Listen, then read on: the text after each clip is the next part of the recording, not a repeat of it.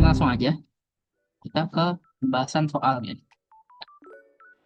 Mungkin bahwa teks ini menjelaskan tentang fenomena hari tanpa bayangan atau yang dikenal dengan kulminasi. Perhatikan beberapa pernyataan terkait fenomena bayangan berikut. Dengan asumsi theta adalah sudut elevasi matahari dari 0 derajat sampai 90 derajat. Pernyataan pertama, saat terjadi kulminasi atau hari tanpa bayangan, rasio panjang bayangan per tinggi orang adalah 0.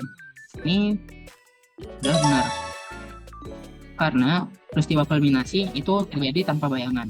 Jadi ketika matahari akan tepat di atas manusia. Jadi ini sudut elevasinya itu akan jadi 90 derajat.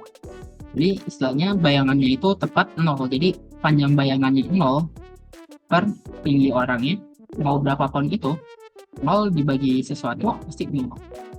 Jadi jawabannya benar, 0. Lanjut ke pernyataan kedua.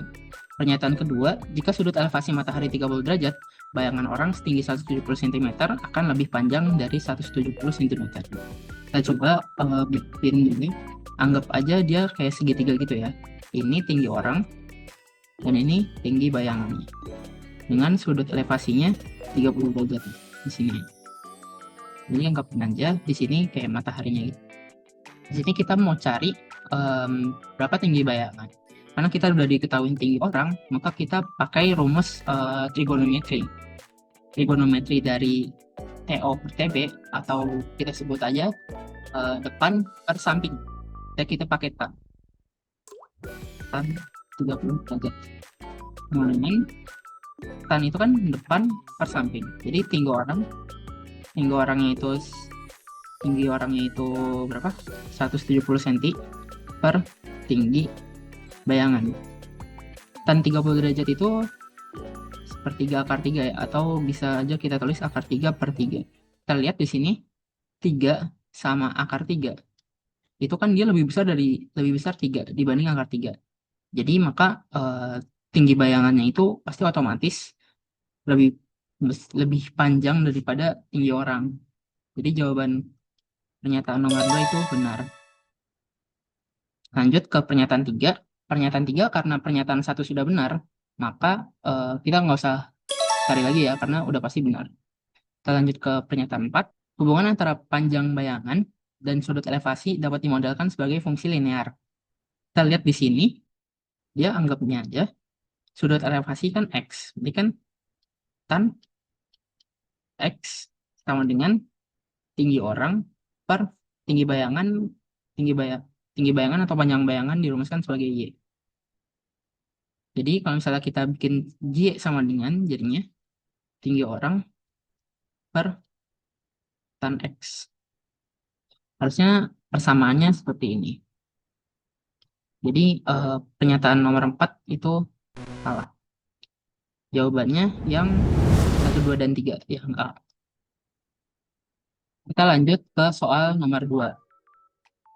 Jika H adalah tinggi tiang dan Lx adalah fungsi panjang bayangan tiang sebagai fungsi dari sudut elevasi matahari, manakah kesimpulan matematis yang paling tepat? Kita coba pakai persamaan yang tadi dengan ubah Y-nya jadi Lx, panjang bayangan tiang, sama dengan H adalah tinggi tiang atau tinggi orang, sama aja tadi, H per tan X. Yang kalian tahu di pernyataan 1, ketika Lx di 90 derajat atau tepat di atas orang, di atas kepala kita, dia panjang bayangannya itu malah semakin menyusut atau malah sampai tidak ada. Jadi semakin tinggi, maka semakin sudut elevasinya mendekati 90 derajat, maka panjang bayangannya itu semakin kecil. Kita bisa lihat di sini, Lx berbanding lurus dengan X. Itu salah. Lalu yang B, Lx berbanding lurus dengan sin X. Juga salah, karena ini kita pakainya tan X. Nah, yang C, Lx berbanding terbalik dengan tan X. Benar, karena Lx di sini dia di atas dan tan X di bawah. Jadi dia berbanding terbalik ya. Jadi jawabannya yang C. Di soal nomor 3 ini, Andi dengan tinggi 160 cm dan Budi dengan tinggi 170 cm berdiri berdampingan. Sudut elevasi matahari di lokasi mereka adalah 60 derajat. Berapakah panjang bayangan Andi? Panjang bayangan Andi di persamaan yang tadi kita sudah buat, pakai Y sama dengan tinggi Andi gitu ya. Tinggi Andi itu 160 cm per tan 60 derajat. Y sama dengan 160 cm per tan 60 derajat itu akar 3.